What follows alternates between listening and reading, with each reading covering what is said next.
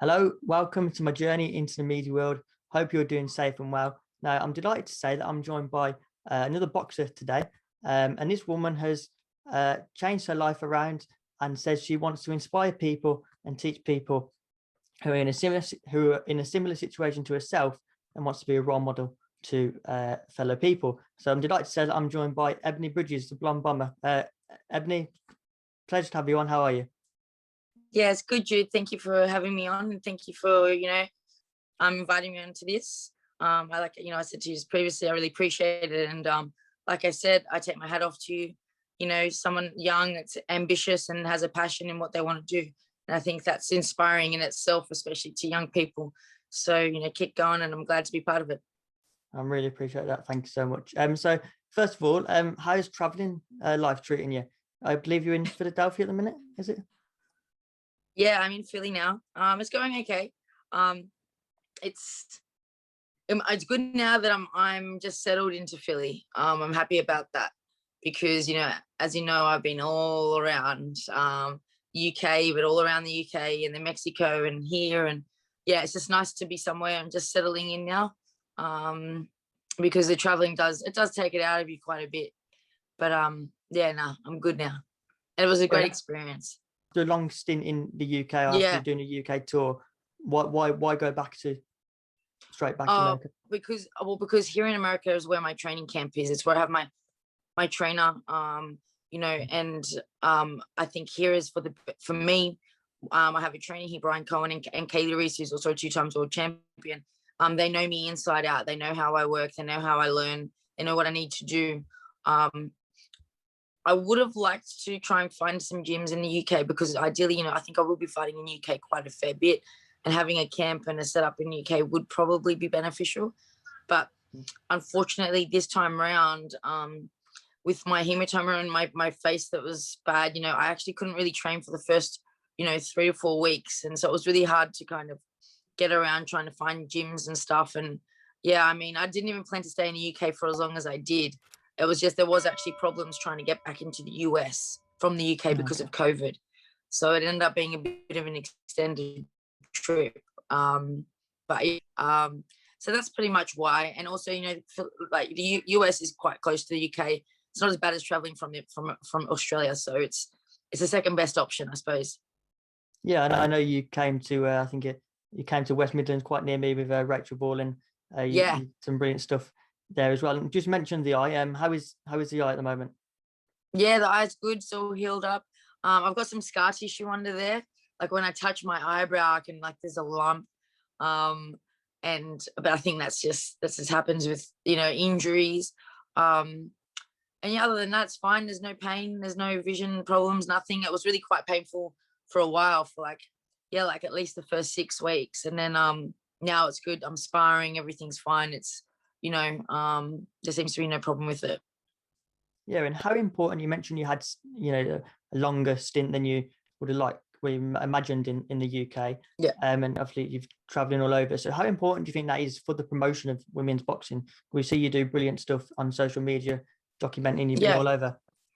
Yeah, I mean, it's funny because it wasn't actually really nothing was really planned. The only things that were really planned is I wanted to see my friends and like some close boxers that I had around the UK, and it just happened that it looked like a bit of a tour, but I just wanted to meet all these my friends and the people that support me in the UK. While I was there, I thought I'd make the most of it, like Nicola, Hopewell, I went and saw Tash Jonas and Rachel and all these kind of things. And it just while I was there, I made the most of me being in those areas, by going into gyms and stuff, and meeting young girls and things like that. I think that it definitely helped with the promotion, of course, because I could have just lost and gone and cried and been, felt sorry for myself and hated on life and played the victim, because I was, because I'd lost. But I'm not really that kind of person. I make the best out of every situation. And, I was just, for me, I was just happy to be in the UK. All my fans are there, I've got a lot of friends there. So I just wanted to make the most of my time there, as I know I'd have to eventually come back to the US and even Australia. It's not often that I can just pop over to the UK and and travel around. If I'm there in the future, it will probably be to fight, so I won't be able to be doing those kind of things. So yeah, it was just making the most of my time, and I think I definitely think it's important, to get your face out and get known, and put in those little efforts to help with promotion, because in the end, if people won't want to watch you if they don't know who you are. If you're not known, and how are you going to put bums on seats, and how are you going to sell tickets, and how are you going to make money? Yeah, and I think you've done that brilliantly. And I think the most important thing to me, which is I've seen, that you've done it all by being yourself. Yeah. And you mentioned about, well, obviously the main reason why you're in the UK is because you were fighting Shannon Courtney, and you showed tremendous resilience in that. So how do you reflect on that fight? I heard you talking about you thought the fight was going to be a lot more on the back foot. You thought Shannon was going to be on the back foot, where a lot more close up, and she was on the back foot. How did you reflect on it? Yeah. I mean, I was expecting her to come forward a little bit more and fight with me a little bit more, but she didn't. Yeah, she was more circling and just boxing on the back foot, which worked as well. So yeah, I mean, it was a good fight. It was billed as one of the best female fights of recent times. So I can't really be disappointed with that. I'm just happy that everyone was talking about women's boxing. I'm happy that I was part of that. And I'm happy that I put on a great fight for the fans. For me, I'm a boxing fan first. I've always been a boxing fan. So if I'm giving the fans something that they can talk about, something that gets them excited, and something that they enjoyed, then that's my job done. Win or lose, you know what I mean? Obviously, I'd like to win. I'd love to have a belt. That is a goal. But I'm happy to put on good fights as well. I won't shy away from fights just, for reasons or whatever. If it's going to be a good fight, I'm all for it. That's why I'd love to have the rematch, because I think the rematch will be even better. Yeah, we're going to talk about the rematch in a little while, and about your future goals. One thing I did want to ask you about is, when I watched the fight, I'll be honest, it was my first time watching women's boxing. And one thing that really stood out to me was the pace of the fight, and how like sort of fast it was. And in terms of that, do you, obviously it's 2-minute rounds, do you feel pressured to get as much action in because of the 2-minute rounds? Why do you think it is so fast paced? Not really. I'm just really a high work, like no matter what, even when I'm sparring 3 minutes, I'm the same. Boxing is known to be a lot more high, but that is true. You do have to get a lot of work in, but you can't really rush your work either. So I mean, also, we're 118 pounders. Like, if you look at the 118 pounders in men's boxing, that's high work. Look at Chocolatito, how many punches he throws around, like back in, Barrera and all that, when now, like featherweights and even the bantamweights and super bantamweights, there's a lot of factors, but yeah, I suppose with the 2 minutes, you don't have that time to take a little breather. But then you see people like Clarissa Shields in her last fight, and she was, you know what I mean? Clarissa Shields doesn't rush. She doesn't throw 1,000 punches. She just throws accurate punches. You know what I mean? It's just, I think it styles makes fights. Yeah, I'm with you. I feel like women's boxing has always been known for that, because the skill in women's boxing hasn't always been super, super high. And that's why it has a bit of a bad rep. But now that we have the feeding, that we have the grassroots that we have with the Olympics and stuff like that, it's not just about going out and throwing 1,000 punches and, just wingmilling it and winning on work rate. Although that does work sometimes, but it's just becoming a lot more accurate and precise, in my opinion. Yeah, definitely. I think, like you say, you raise a good point about it being about the style of the fighter as well, depending on who the fighter is. And another thing that stood out to me was, of course, Shannon was the British fighter, yet all the Brits were supporting you. And so why do you think that was, and what do you think that says about you and also Shannon? I think you know what, it's just that I'm real. Like, I'm really, real, and I find that the British fans in particular, like, they love that banter, and they love just the no fucks kind of thing. And I feel like that's just, luckily for me, that my personality and how I am is something that the fans like. And I feel like with Shannon, she's obviously got a bit of a past with some things that she's done and said, and the way she's acted in previous things, like the way she acted with the Rachel Ball fight and lost, and you know, some of the things that she said in the past, and this, the way she carries herself in a particular way. It just doesn't seem to be, it put a nice taste in people's mouths, you know. And so I feel like it's a bit of a combination of who she is and how she is, and some of her past actions compared to who I am, you know what I mean? So it's not like I think she's nice and everyone just loves me. I think it's a bit of her own problem as well. It's something she's brought upon herself.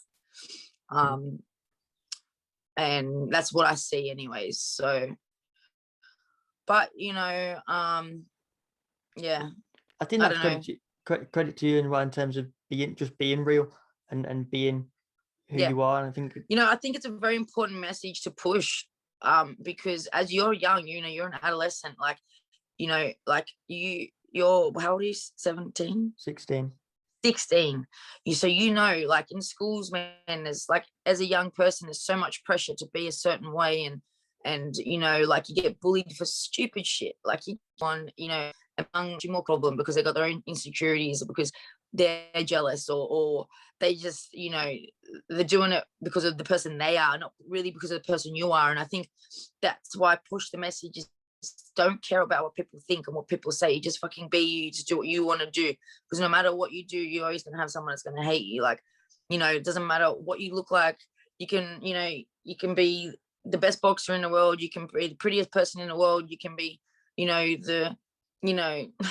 the smartest person in the world, but you're still going to have critics, you know. And so that's why I think it's just important. It's an important message that fuck what everyone says. You just do what you want to do and be how you are, you know. As long as it obviously doesn't affect other people.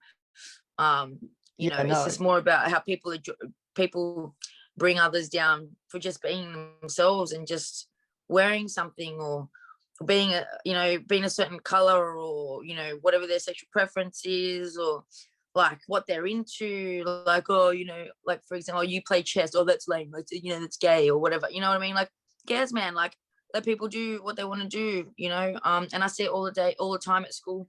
You know, the kids come up to me and they're like, oh, miss, this person said this and this, and you know, kids will be crying because the bullies is picking on them over things, you know. And I think it's also very important for people, and you know, obviously teachers, but parents and things and people around to also teach resilience, because we can't all just be playing the whole, oh, well, let's just be sensitive and go cry about it. Like, it can't be like that either. You need to build resilience in people as well, because unfortunately the world, I don't think there's ever not going to be bullies, you know. But what we need to teach is for people to be resilient as well, and just realize that, you know, you need to just you know, love who you are, and be happy within yourself, and not let what other people say and think affect you or change your path. There's so many people out there who are so scared of being judged that they don't follow what they want to do. And it could just be something like in their family or their friend circle that they don't like, it's not normal for them. Like, it couldn't be anything strange. It could be like, you know, going to university. Oh no, we don't do that in my family. Like, you know, that's for, you know, like smart people or whatever, you know what I mean? So then they're scared, even though maybe deep down they really want to do it, but they don't want to be judged by the people that they hang out with, you know. Or do you want to be smart, like, oh, what a nerd, you know what I mean? Like, that and that's, you know what I mean? Like, oh, you want to be a nerd because it's not cool. It's not cool to be smart.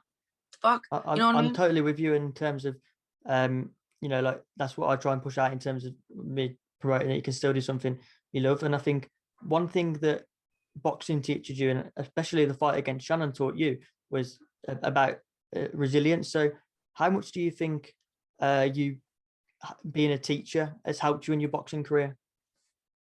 I think not really being a teacher, just my whole life, you know what I mean? I mean, what I've been through in my life and everything like that has helped me in my boxing. I think being a teacher, the reason I became a teacher is because I wanted to push this message that I push to the younger generation. I wanted to be a voice to help, to be that, maybe a person that I wish I had, or to be able to let young people know, like, you can do and be anything you want to be. And it doesn't matter what's happened to you, doesn't matter where you've been, doesn't matter what you've done. There's always, you can always change your life around. It's never too late to change your life around. It's never too late to go after your dreams. And literally, you can do anything you want to do.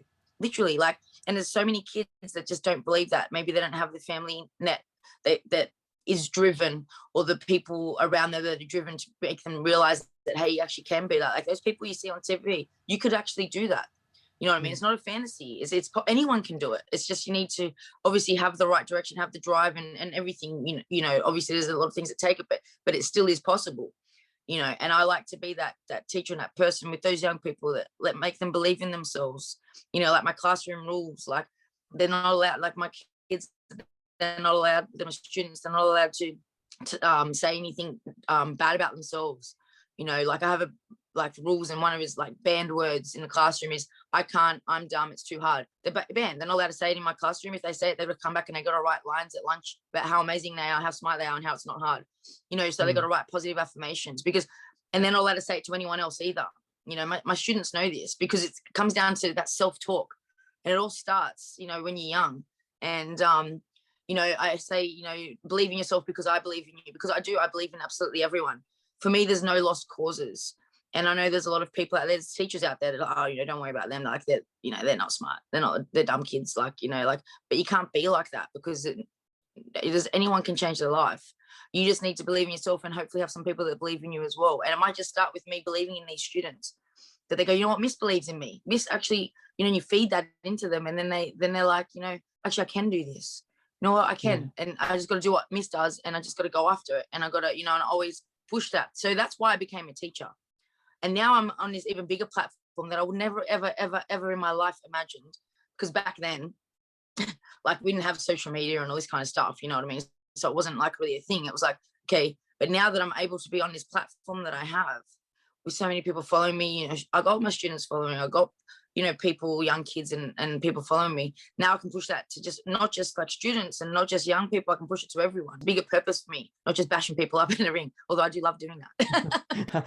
Yeah, no, and I think that's a brilliant message, and it's so inspirational and powerful. You mentioned a bit about social media there, and I think you sort of answered the question a little bit, but if you could a little bit expand a little bit. One thing that's so apparent about you is, and we don't really get it from many sports athletes, is the interaction on social media with your fans. You know, the reason how I got this interview was through Twitter with you, and it's just through, you know, the fact that you're so prevalent on social media. So why do you think it's so important that you are so open to your fans? Well, just from, you know, it all started just because I like, you know, when I only got on Twitter last year, like just over 12 months ago. And it all started because I love boxing, obviously. So when I got on Twitter, it was like all these people that I could talk boxing with, you know what I mean? So then I was able to interact with people and just talk boxing. And I was like, this is mad. Like, I'm literally having top boxing conversations with people. And then obviously my name grew, and I got, you know, bigger, and, you know, and I just don't hold back on like on Twitter in particular. You know, I like to have a joke, I like to have a banter, and people banter back, and I just, you know, I like all that light spirited stuff. And it's just natural for me, because I do like to chat to people, and I like to banter, and I like to talk about things. It's just a natural thing for me. So for me, it's not really too much of an effort, but from just seeing how that's actually worked for me, it shows that it's actually one of the biggest, a really big cause, or I don't know what you say, like a key to building that fan base and getting their name out. Because, you know, you're talking to these people, and they enjoy you as a person. It's not just about your boxing. Like, you know, I built my fan base when I wasn't even boxing last year because of COVID, you know, so they enjoy me as a person, which then that gets them to spread my name. My promoters are my fans. I don't promote myself. The fans do, because they retweet and they talk about me, and they you know, they support me. I don't have a promoter pushing my name, never have. You know, it's the fans that promote me. Like, you know, don't be asking me for a percentage though. You know, but we never thought about that. Yeah, right. But no, it's true. And I know I suppose I'm just blessed that my attitude and my message and who I am, and you know, everything that just seems to be fan friendly. You know, my fight style is fan friendly, my looks are fan friendly, my banter is fan friendly. You know, for the most part. Of course, I have my haters, and there's always going to be that, like I said before. But you can't let a few people, you know, drag you down when there's like a whole army behind you. You know what I mean? You're always going to have that. And I think, and I think that's hard for some people. I mean, it was hard for me a couple of times. I was like, wait a second, because I do get a lot of love, and then I get some people that hate, and it's more like a frustrating, like, man, can you not like just see past your closed mind? Like, can you not see past it? Like, maybe if you just opened your closed mind, you might actually gain something from following me. You might actually get some inspiration. You might actually do something with your own life. And, you know, I used to look at Clarissa, for example, and I used to think, God, man, this woman, she's young. Like, she's not, she's young. I don't know how she was, 24 or maybe 25 now, but she hit the scene like 21, 22, very young. And she got so much hate, you know what I mean? Like, the way she was so strong, and just, you know, she bit back and stuff a lot, but she's obviously maturing and learning now.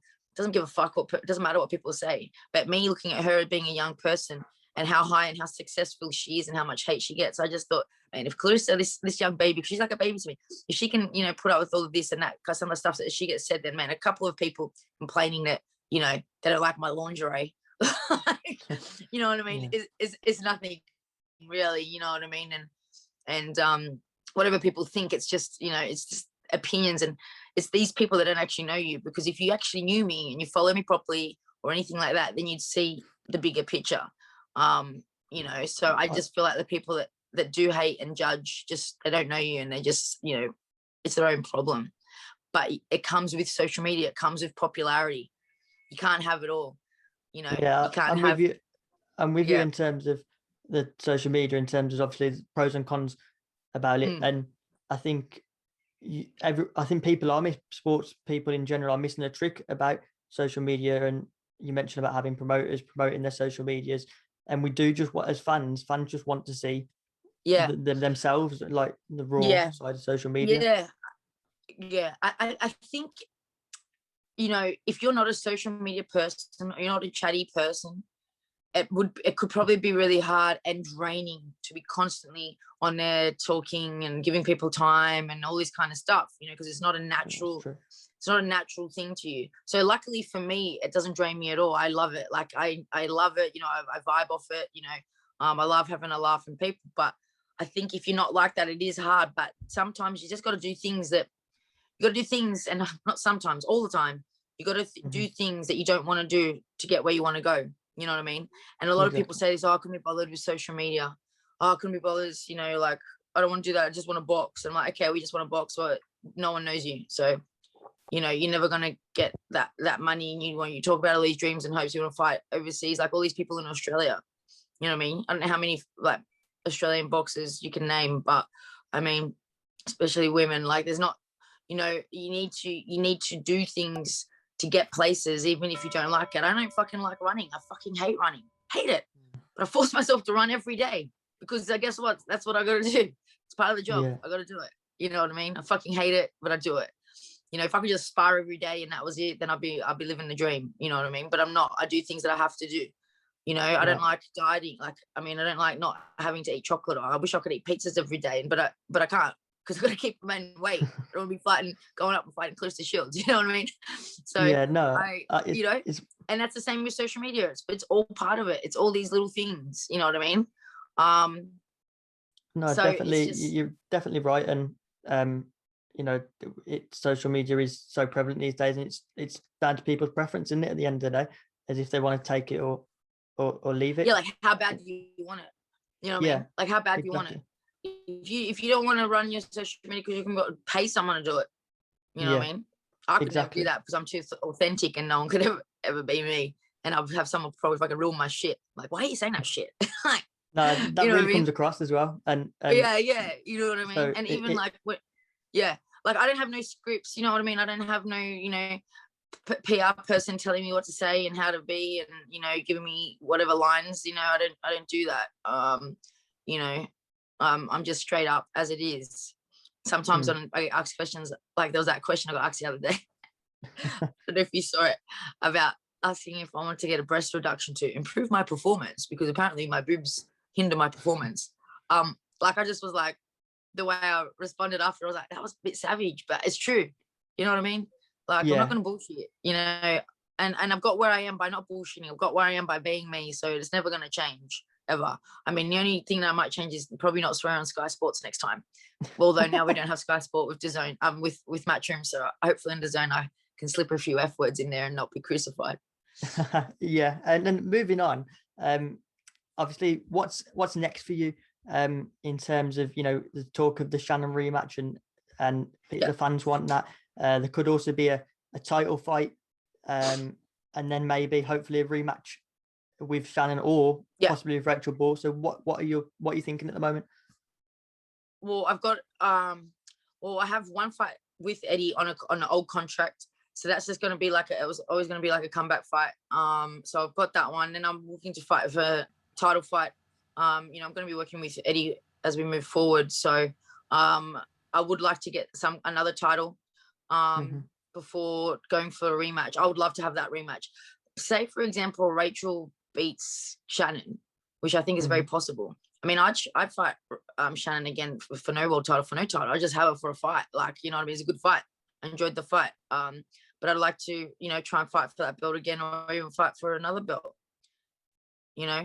I'm kind of cracked that now. Like, I can't, it's like not going back. It's like I'm up in now. Like, I've fought for world titles. Like, I can't just go back to fighting 4 rounders. You got to stay at the top. Like, you got to stay at the top. Like, yeah, like, I mean, I have to try and get some kind of title, whether it be like an international title, or, you know, some kind of, you know, continental or Commonwealth or whatever title it has to be.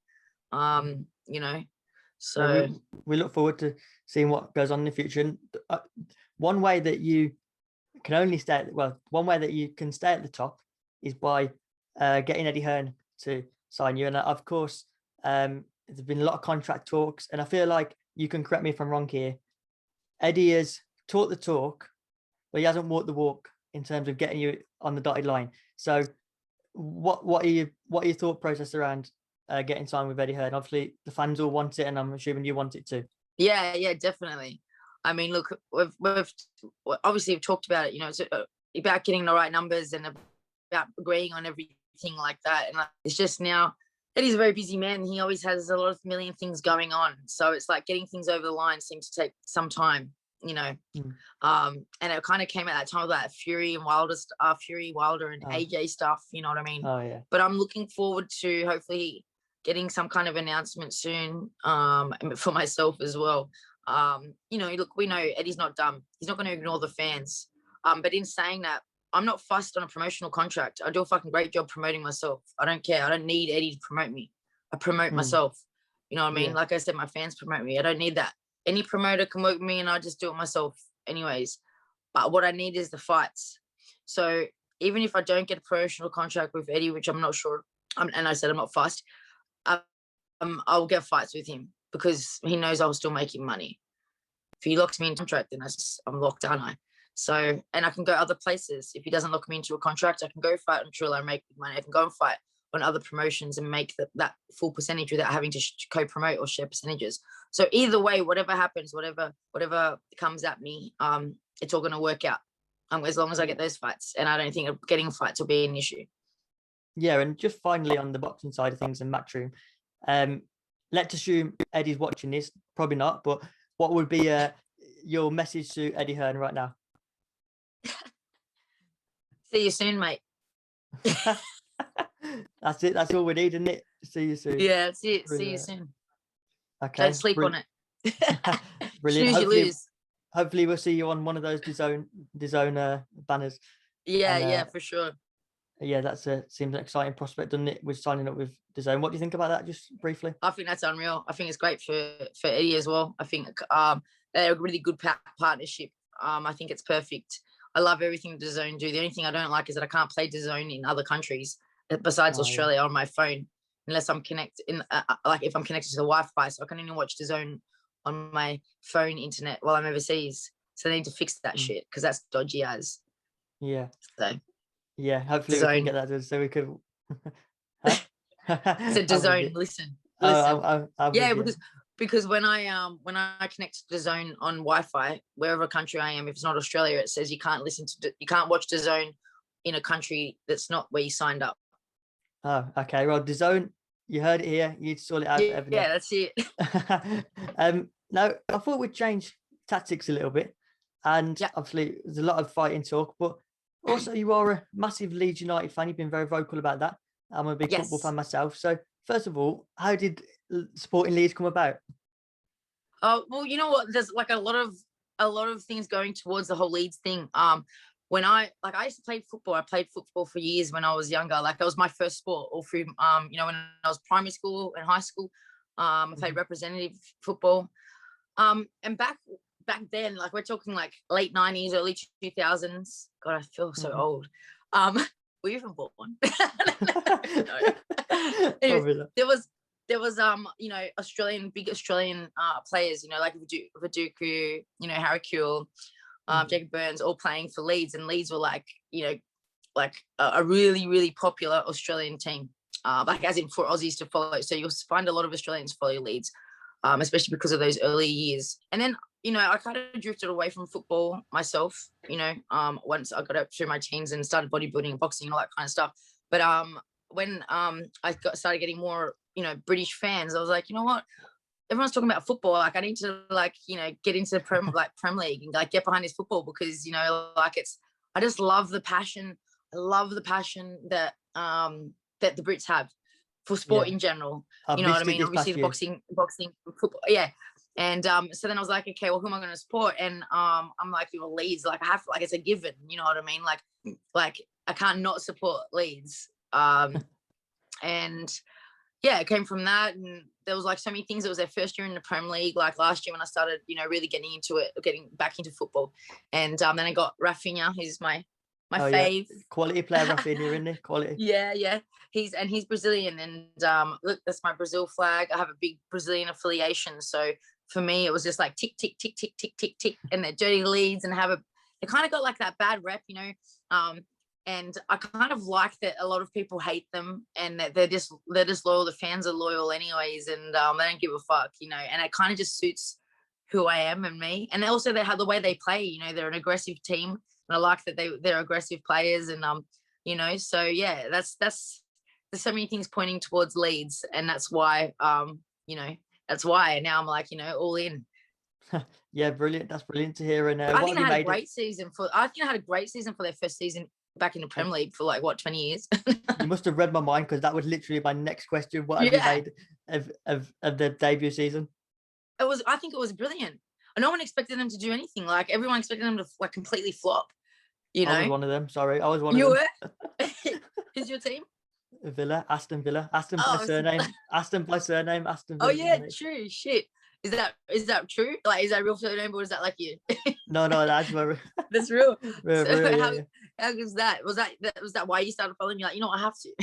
Well, it's meant to be. I'm also from the area as well. So you're from the area, yeah. Bit like you, everything points towards it, right? Yeah. So Leeds had a brilliant season. They did have a brilliant season. I think even people that aren't Leeds supporters had a little soft spot for Leeds. I reckon they might not want to admit it because that's blasphemy. But I think there was quite a few people that were kind of secretly rooting for Leeds. They're that kind of team that you kind of have a little soft spot for. You know what I mean? And you want to kind of see them do well. Some players, some people. But yeah, so I think, there was some games where you're like, what the fuck? They have one good week and then one shit week. And I was just like, there was a bit of consistency, but I think, they did really well. And, the coach, they say, is brilliant. Bielsa's brilliant. He's one of the best coaches about, and the work rate he demands, quite similar to you in the ring. The work rate he demands is incredible. And that's why they're exciting to watch. You know what I mean? Because they're just they just give it all. They leave it all out there most of the time. But you know what I mean? So, and I just feel like if they had a few more games in the season, you know what I mean? Because they're just starting to really get that momentum. I feel like I just feel like the next season is going to be even better. And we're keeping Rafinha. I don't care what everyone says. The talk. I know. He's staying. Transfer talk is incredible. But we could talk about this all day, couldn't we? Boxing, football, anything to do with sport, I love. And I just really appreciate you coming on and helping me on my journey. It's been one of my favorite chats. So thank you. All good. And thanks for coming on. If you've enjoyed the video, guys, please do leave a like, subscribe if brand new. Yes, like and subscribe. And I look forward to following your journey, mate. And you're going to be looking back in 10 years, 20 years, even maybe 5 years. and be like, wow, look how far I've come, you know, and just that example that you're setting. And I really look forward to it, mate. And I love the passion. So keep at it. Don't let nothing stop you. If you have fucking a hard time, if anything pulls your reins a little bit, don't let it stop you. Just keep going. That's the main thing. Even if you slowly progress, just keep going. I really appreciate that. Thank you so much, All Ebanie. good, buddy. Until next time, goodbye. Yeah. Thank you for All watching right, the video. see you, mate. Hit the subscribe button and follow my journey to the media world. Click the video choices on screen to see more of my work.